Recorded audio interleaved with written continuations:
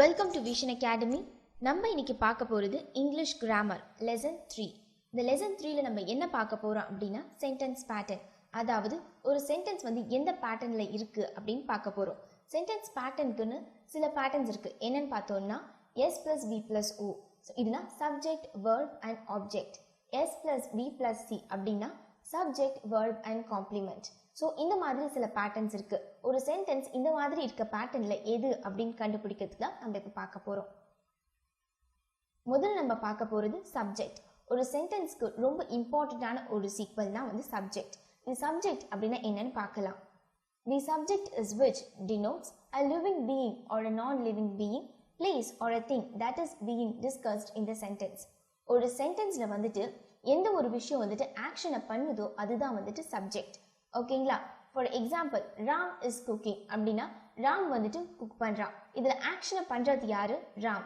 So நம்மளோட இதுல ராம் தான் வந்துட்டு subject. ஓகே, நெக்ஸ்ட் பாப்போம். Plant is growing அப்படினு வெச்சுப்போம். சோ இதுல வந்துட்டு எது வந்துட்டு ஆக்ஷனை பண்ணுது அப்படினா plant. சோ நம்மளோட இதுதான் வந்து subject. சோ ஒரு சென்டென்ஸ்ல எந்த ஒரு விஷயம் ஒரு ஆக்ஷனை பண்ணுதோ அதுதான் வந்துட்டு subject. Next verb. சோ நம்ம பார்த்தோம் சென்டென்ஸ்ல எந்த ஒரு விஷயம் ஆக்ஷனை பண்ணுதோ அது subject. அது பண்ற ஆக்ஷன் தான் வந்துட்டு verb. Subject செய்யற ஆக்டிவிட்டி தான் வந்துட்டு verb. ஓகேங்களா? Verb is an action or activity being performed by subject. Verb comes after the subject or verb comes before the objects. Verb வந்து என்ன சொல்றாங்கன்னா verb வந்துட்டு ஒரு சென்டென்ஸ்ல சப்ஜெக்ட்டுக்கு அப்புறம் அப்படி இல்லைன்னா ஒரு ஆப்ஜெக்ட்டுக்கு முன்னாடி வரலாம்னு சொல்றாங்க. சோ ஒரு விஷயத்தை செய்யறது தான் வந்துட்டு சப்ஜெக்ட். அது செய்யற அந்த செயல் அதுதான் வந்துட்டு verb. ஓகேங்களா? எக்ஸாம்பிள்ஸ் பார்க்கலாம். Is, dance, cook, walk etcetera இதெல்லாம் வந்துட்டு சப்ஜெக்டோட எக்ஸாம்பிள்ஸ். ஓகேங்களா? இன்னும் எக்ஸாம்பிள் சென்டென்ஸ் பேட்டர்ன்லேயே பார்க்கலாம். The last leaf is falling அப்படின்னா கடைசி லீஃப் வந்து விடுறது. ஸோ இதில் ஆக்ஷன் பண்ணுறது யாருன்னா லாஸ்ட் லீஃப். ஸோ இதில் லாஸ்ட் லீஃப் தான் வந்துட்டு சப்ஜெக்ட். இஸ் ஃபாலிங் இதுதான் வந்துட்டு அது பண்ணுற ஆக்ஷன் அதோட செயல். ஸோ இது வந்துட்டு verb. நெக்ஸ்ட் பார்க்கலாம். Mitra is cooking. மித்ரா இதில் வந்துட்டு செயலை செய்கிறது வந்துட்டு மித்ரா. ஸோ மித்ரா வந்து சப்ஜெக்ட். இஸ் குக்கிங் அப்படின்னா அவங்க செய்கிற ஆக்ஷன் வந்துட்டு குக்கிங். ஸோ இது verb. நம்ம சென்டென்ஸ் பேட்டர்ன்ல அடுத்து பார்க்க போகிறது object. Object is the person or a thing that receives the action on the verb. அதாவது ஒரு செயலை செய்கிறவங்க சப்ஜெக்ட்னு நம்ம பார்த்தோம். அவங்க செய்கிற செயல் வந்துட்டு வேர்புன்னு பார்த்தோம். அவங்க செய்கிற செயல் வந்துட்டு யார் வாங்கிக்கிறாங்களோ எது மேலே அந்த செயல் வந்துட்டு டைரக்டாக இம்ப்ளிமெண்ட் ஆகுதோ அதுதான் வந்துட்டு ஆப்ஜெக்ட். ஓகேங்களா? ஸோ இந்த ஆப்ஜெக்டோட எக்ஸாம்பிள்ஸை பார்க்கலாம். I am walking on the wall அப்படின்னா நான் செவர் மேலே நடக்கிறேன்னு அர்த்தம். ஸோ இதில் நான் அப்படிங்கிறது சப்ஜெக்ட். ஐ எம் வந்து சப்ஜெக்ட். வாக்கிங் இது வந்து நான் செய்கிற செயல் அப்படின்னா அது verb. ஸோ என்னோட செயல் எது மேலே போயிட்டு ரிசீவ் ஆகுது எது வந்துட்டு என்னோட செயலை வாங்கிக்குது அப்படின்னா வால்.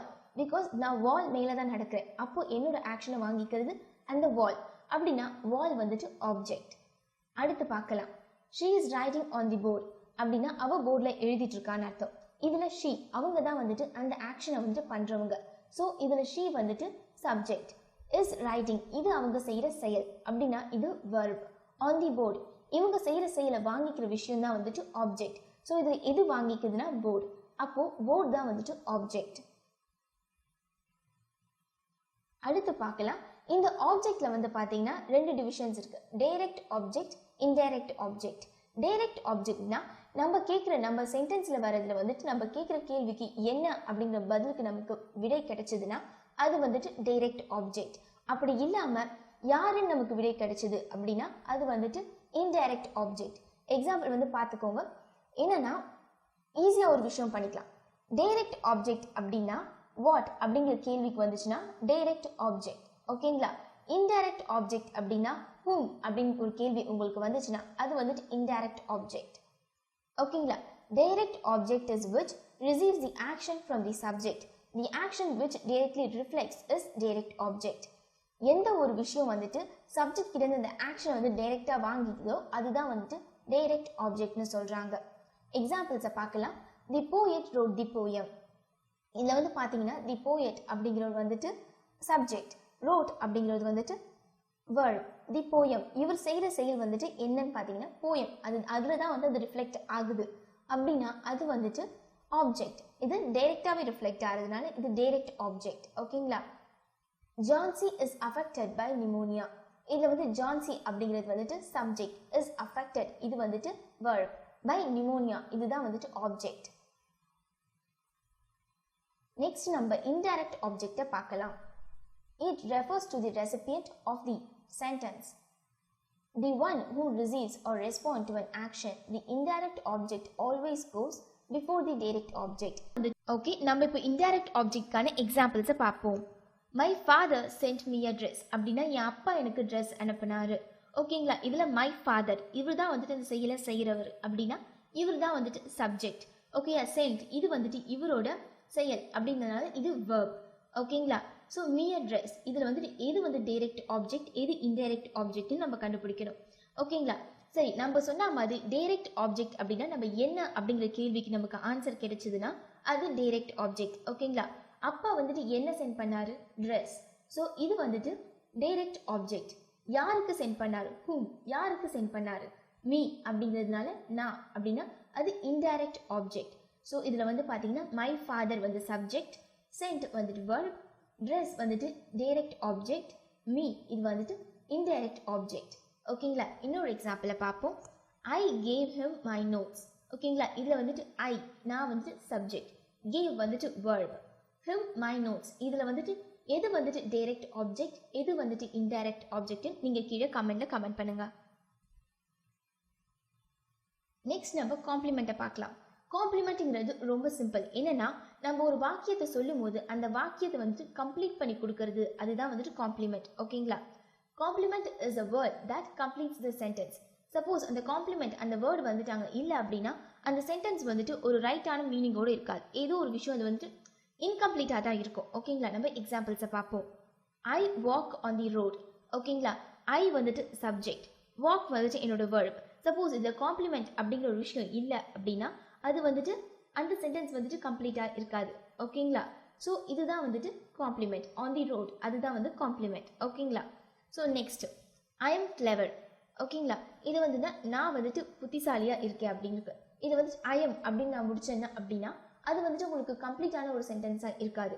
ஸோ கிளவர் அப்படிங்கிறது complement. So I am clever அப்படின்னா உங்களுக்கு அது கம்ப்ளீட்டான ஒரு சென்டென்ஸாக இருக்கும். Okay, next example I went to hospital. ஓகேங்களா? இதில் எது சப்ஜெக்ட் எது verb எது காம்ப்ளிமெண்ட் அப்படின்னு நீங்கள் கீழே கமெண்ட்ல கமெண்ட் பண்ணுங்க. அடுத்து நம்ம அட்ஜென்ட்டை பார்க்கலாம். அட்ஜென்ட் is an adverb which usually uses to describe the verb. அதாவது verb-ஐ வந்து டிஸ்கிரைப் பண்ணுறது தான் வந்துட்டு அட்ஜென்ட்னு சொல்கிறாங்க, இல்லைன்னா அதை அட்வர்ப்னு சொல்லுவோம். ஓகேங்களா? ஃபார் எக்ஸாம்பிள் பார்த்துக்கோங்க. நம்ம நினைப்போம் verb-ஐ நம்ம எப்படி டிஸ்கிரைப் பண்ண முடியும், நம்ம செய்கிற செயலாது அந்த செயலை நான் என்னென்னு டிஸ்கிரைப் பண்ணுவேன். ஓகேங்களா? அப்படின்னு நினைக்கலாம். ஸோ நம்ம இப்போ எக்ஸாம்பிளை பார்ப்போம்.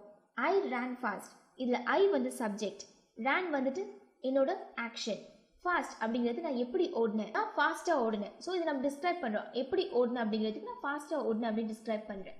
ஸோ இந்த வேர்போட டிஸ்கிரிப்ஷன் தான் வந்துட்டு அட்ஜென்ட்னு சொல்கிறாங்க. ஓகேயா? இதில் வந்துட்டு ஐ வந்துட்டு சப்ஜெக்ட், ரேன் வந்துட்டு verb, இதில் இருக்க ஃபாஸ்ட் வந்துட்டு அட்ஜென்ட். ஓகே, நெக்ஸ்ட் எக்ஸாம்பிளை பார்க்கலாம். ஷீ ஸ்பீக்ஸ் குட் அப்படின்னா அவள் நல்லா பேசுகிறா. ஓகேங்களா? ஷீ இதில் வந்து ஷீ வந்துட்டு சப்ஜெக்ட், ஸ்பீக் வந்து அது அவள் செய்கிற செயல் அப்படின்னா அது verb, குட் அப்படின்னா அந்த வேர்போட டிஸ்கிரிப்ஷன் அவள் எப்படி பேசினா, நல்லா பேசினா. ஸோ அது வந்துட்டு குட் அப்படின்னா அது அட்ஜென்ட். ஸோ இதுதான் வந்துட்டு அட்ஜென்ட். ஆக்டிவிட்டி. இப்போ நம்ம எடுத்த லெசன்லேருந்து உங்களுக்காக சில கொஷின்ஸ். எஸ் ப்ளஸ் வி அதாவது சப்ஜெக்ட் ப்ளஸ் வேர்பில் நீங்கள் ஒரு சென்டென்ஸ் கீழே கமெண்ட் பண்ணுங்கள். Next subject plus verb plus object அப்படிங்கிறதுல ஒரு sentence. Subject plus verb plus indirect object plus direct object, subject plus verb plus complement. இந்த ஆக்டிவிட்டியில் நான் கொடுத்துருக்க சென்டென்ஸ் பேட்டர்னை நீங்கள் கரெக்டான சென்டென்ஸாக ஃபார்ம் பண்ணி கீழே கமெண்ட்டில் கமெண்ட் பண்ணிங்க அப்படின்னா நாளைக்கு வீடியோவில் நீங்கள் பண்ணுற ரைட்டான கமெண்ட்ஸ் வந்து டிஸ்பிளே ஆகும். தேங்க்யூ.